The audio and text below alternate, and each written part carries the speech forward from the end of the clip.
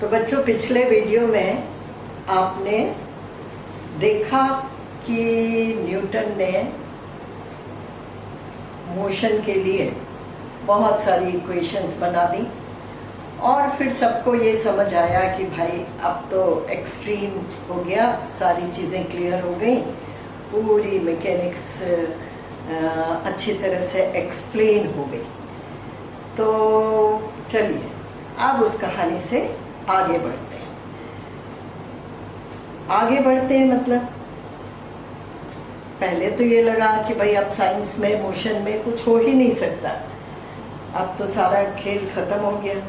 लेकिन बहुत सारे ओरिजिनल थिंकर्स पैदा होते रहते हैं। उन्हीं में से एक बहुत ही एक्सट्रीमली जीनियस थिंकर पैदा हुआ, वो थे अल्बर्ट आइंस्टीन। ये न्यूटन के 200 साल के बाद इन्होंने जन्म लिया और इन्होंने कुछ ऐसा दिया जिसकी बराबरी हो ही नहीं सकती। यानी अभी तक तो क्या होता था कि पहले एक्सपेरिमेंट्स होते थे और उसके बाद आपके फॉर्मूले डिज़ाइन किए जाते थे, उनको डिस्क्राइब किया जाता था कि भाई इन एक्सपेरिमेंट के बिना पे ये फॉर्मूला बना है। लेकिन आइंस्टीन का दिमाग उल्टी तरफ काम करता था। फॉर्मूला पहले बनाते थे और उसके बाद पूरी दुनिया को दे देते थे। दुनिया में जितने भी उस टाइम के साइंटिस्ट थे वो सारे लोग भीड़ पड़ते थे, कहना चाहिए, और एक्सपेरिमेंट्स डिज़ाइन करते थे और एक्सपेरिमेंट से रिज़ल्ट निकालते थे और देखते थे कि बिल्कुल सही रिज़ल्ट आ रहा है। तो ये एकदम ही अनोखी सी चीज़ थी जो पहली बार देखी गई। उन्होंने एकदम क्रांतिकारी फिज़िक्स को जन्म दिया। उन्होंने कहा कि स्पेस टाइम ये अलग अलग चीज़ें नहीं हैं, ये क्या है, ये दोनों एक ही चीज़ है और ये इनको रिवाइज, इनके कंसेप्ट्स को रिवाइज करने की ज़रूरत है। चलिए तो पहले तो आइंस्टीन के बारे में जान लेते हैं। वो 1879 में जर्मनी के उल्म शहर में पैदा हुए। उसके बाद 1894 में उन्होंने एक स्कूल ज्वाइन किया। नहीं, 1894 में उन्होंने स्कूल ज्वाइन नहीं किया, स्कूल छोड़ दिया। बहुत ही थोड़ा सा पढ़े लेकिन उनको ज़रा भी मज़ा नहीं आया और वो टीचर्स से इतने क्वेश्चन करते थे कि सारे टीचर उनसे परेशान आ जाते थे। और परेशान होके टीचर्स ने कहा कि भाई इनको नहीं पढ़ाया जा सकता। तो इन्होंने 1894 में स्कूल छोड़ दिया। फिर इनके पेरेंट्स किसी वजह से इटली चले गए थे, तो ये इटली गए। वहाँ इन्होंने कोई एंट्रेंस एग्ज़ाम दिया यूनिवर्सिटी का, लेकिन उसमें वो पास नहीं हो पाए। क्यों पास नहीं हो पाए? क्योंकि उन्हें सिर्फ और सिर्फ फिज़िक्स और मैथ्स में इंटरेस्ट था। इसके अलावा जितनी भी चीज़ें होती थी उस पर वो ध्यान ही नहीं देते थे, तो वो सारे सब्जेक्ट्स में मिला के फेल हो जाते थे, तो उनका एडमिशन हो नहीं पाया। तो अब क्या होता, उनके एक चाचा थे, वो उनको घर ही में पढ़ाते रहे। लेकिन उनको इतना इंटरेस्ट आया, जब वो 12-13 साल के हुए तब उन्होंने इतनी गणित पढ़ डाली और इतना सोचना शुरू किया कि 1905 में ज्यूरिश यूनिवर्सिटी में उनको एडमिशन मिल गया। ना सिर्फ एडमिशन मिल गया, उनकी थीसिस जमा हो गई और उन्होंने special theory of relativity publish कर दी। एकदम क्रांतिकारी आइडियाज़ उनके दिमाग में आए और वो सारे के सारे पब्लिश हो गए और ये फैक्ट इस्टेब्लिश हो गया कि इस बंदे में दम है।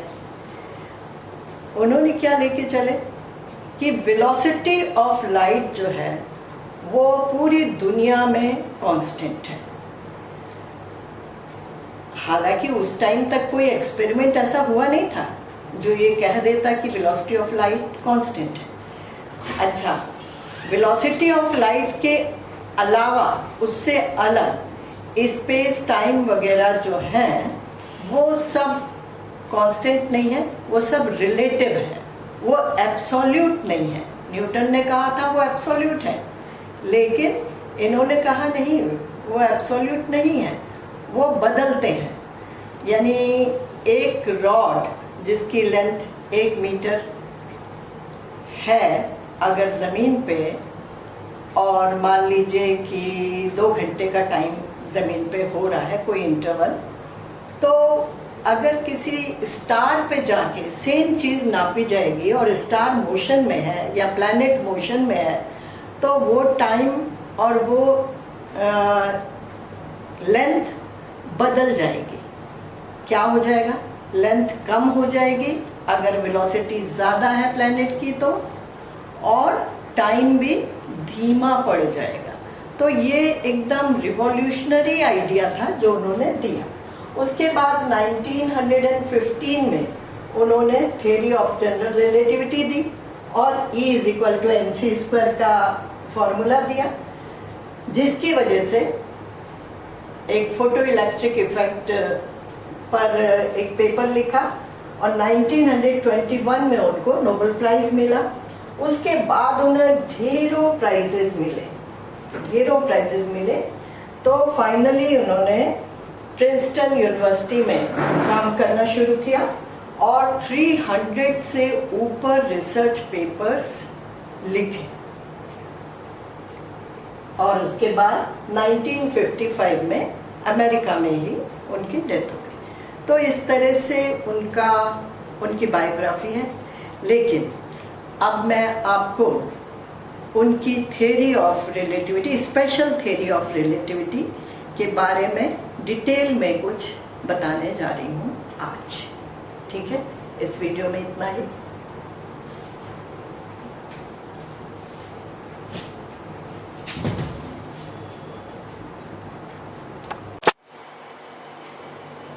चलिए, तो मैंने आपको बताया कि न्यूटन के दिमाग में आया कि स्पेस और टाइम एब्सोल्यूट नहीं है और वेलोसिटी ऑफ लाइट कांस्टेंट है। अब ये कैसे आया होगा? आप सभी जानते हैं वेलोसिटी क्या होती है। वेलोसिटी होती है डिस्टेंस डिवाइडेड बाय टाइम, है ना।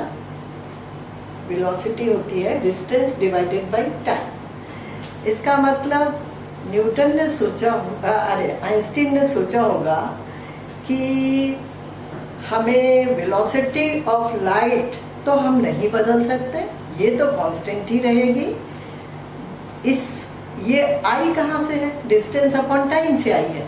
तो हमें क्या करना है? हमें डिस्टेंस और टाइम को ही बदलना है, रीफ्रेम करना है, रीफॉर्मुलेट करना है डिस्टेंस और टाइम को।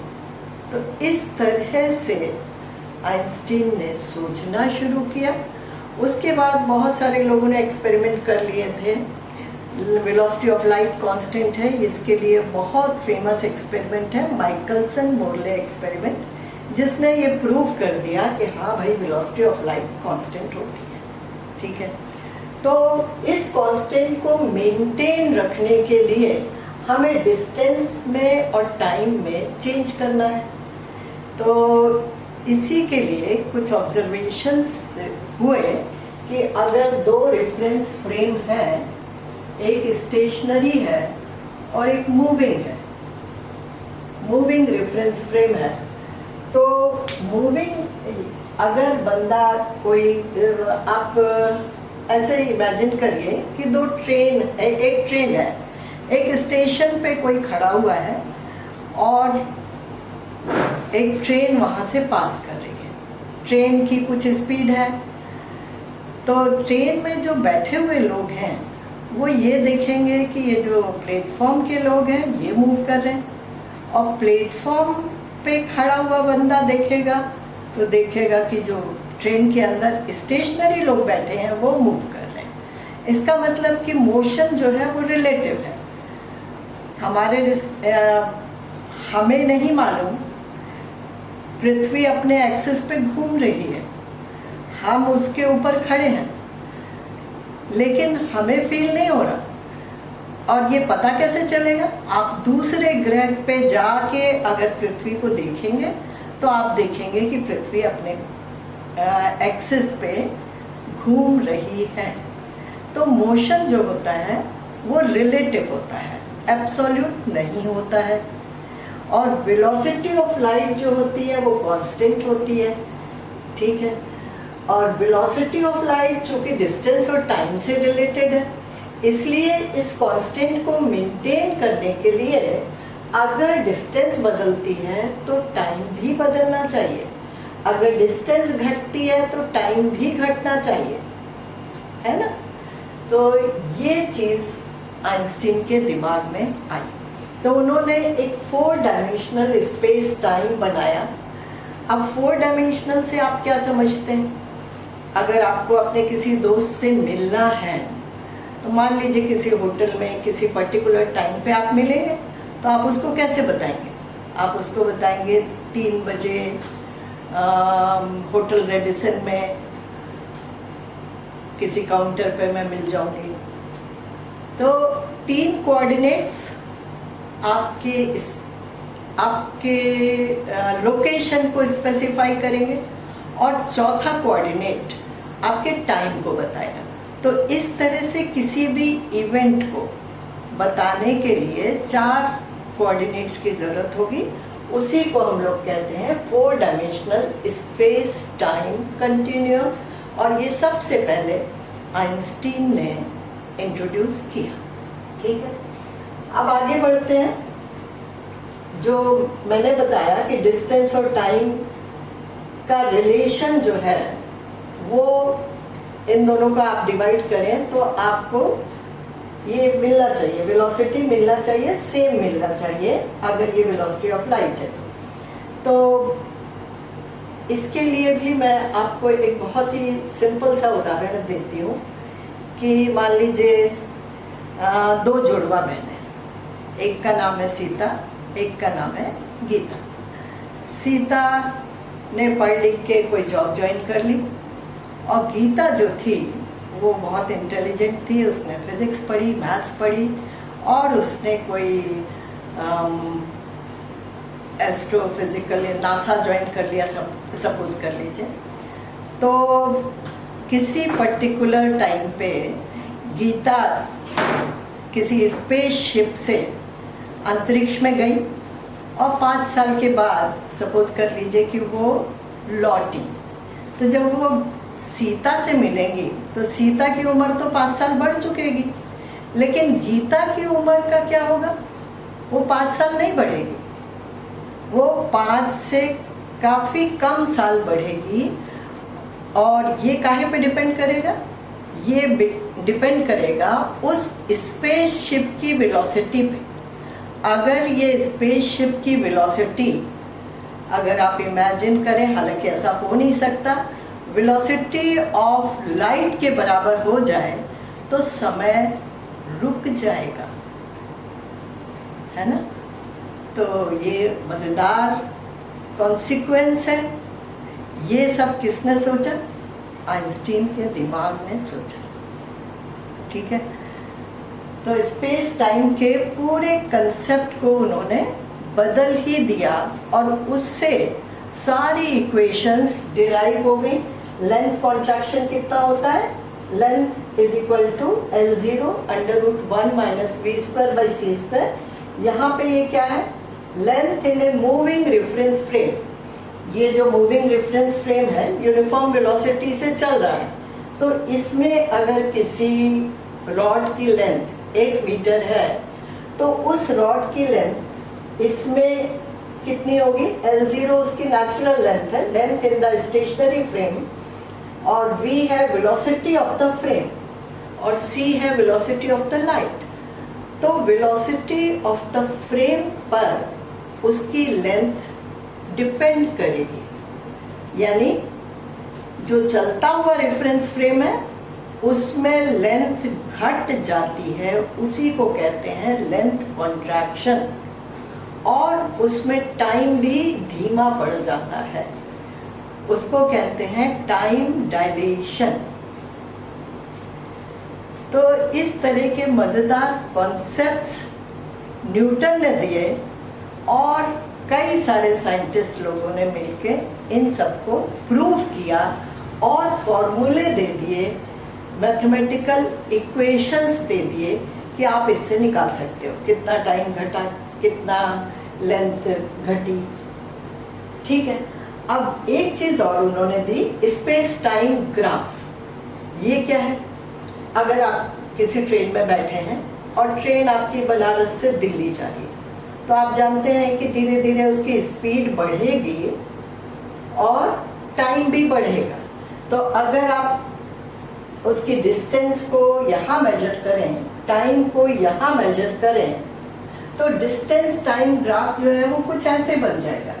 ठीक है, तो इस ग्राफ को अगर आप कंप्लीट करें तो ये क्या है? ये एक कोण बनाता है। तो इससे आप किस टाइम पे क्या स्पीड होगी, ये आप स्पीड है, ये आप किस टाइम पे क्या स्पीड होगी, ये आप इस ग्राफ से पता कर सकते हैं। एक और बहुत छोटा सा एग्जांपल लूंगी।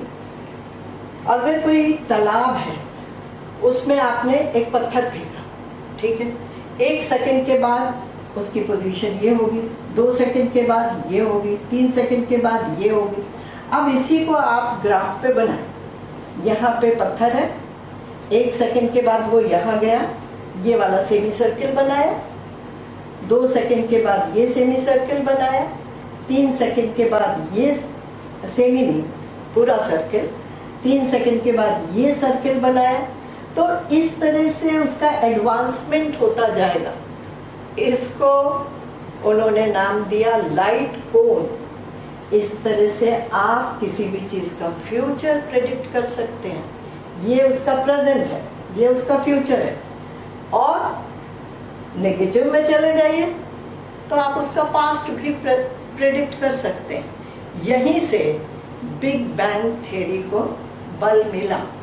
ओरिजिन कैसे हुआ यूनिवर्स का, ये इसकी हेल्प से प्रूव किया गया।